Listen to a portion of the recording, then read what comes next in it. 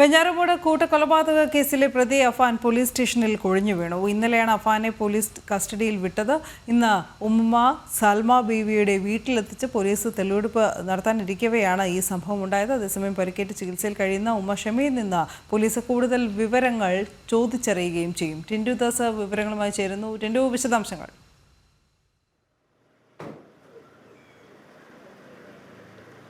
അനു, ഇന്ന് രാവിലെയാണ് അഫാൻ ശുചിമുറിയിലേക്ക് പോകുന്ന സമയത്ത് പാങ്ങോട് പോലീസ് സ്റ്റേഷനിൽ ഈ തിട്ടയിൽ നിന്നും കുഴഞ്ഞ് വീണത്. തുടർന്ന് അഫാനെ അടുത്തുള്ള പ്രാഥമിക ആരോഗ്യ കേന്ദ്രത്തിലേക്ക് കൊണ്ടുപോയി അവിടെ വെച്ച് പ്രാഥമിക ചികിത്സകൾ കൊടുത്തു. അവിടെയുള്ള ഡോക്ടറാണ് ഈ വിവരങ്ങൾ നൽകിയത്. അഫാന് നിലവിൽ യാതൊരു വിധത്തിലുള്ള ശാരീരിക ബുദ്ധിമുട്ടുകളുമില്ല.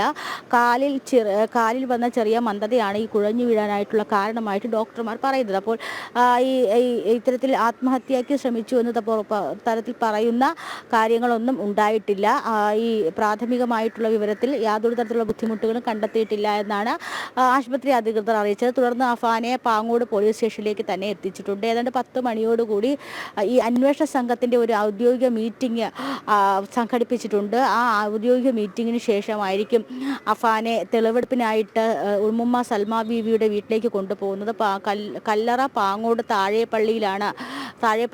പള്ളിയുടെ സമീപത്താണ് സൽമ ബീവിയുടെ വീട്. ഇവിടെ തൻ്റെ ഉമ്മ ഷെമിയെ കൊലപ്പെടുത്താൻ ശ്രമിച്ചതിന് ശേഷം അഫാൻ വന്നത് ഉമ്മുമ്മയെ കൊലപ്പെടുത്താനായിരുന്നു. അവിടെ വെച്ചാണ് ആദ്യ കൊലപാതകം നടക്കുന്നത്, സൽമ ബീവിയെ കൊലപ്പെടുത്തുന്നത്. അപ്പോൾ അവിടേക്ക് കൊണ്ടുപോയിട്ട് ആദ്യ തെളിവെടുപ്പ് നടക്കും. തുടർന്ന് അവിടെ നിന്നും ഈ മാല പണയം വെച്ചെടുത്തത്, അതായത് സൽമ ബീവിയുടെ കഴുത്തിൽ കിടന്ന മാല പണയം വെച്ച ഫിനാൻസിലേക്ക് പോകും.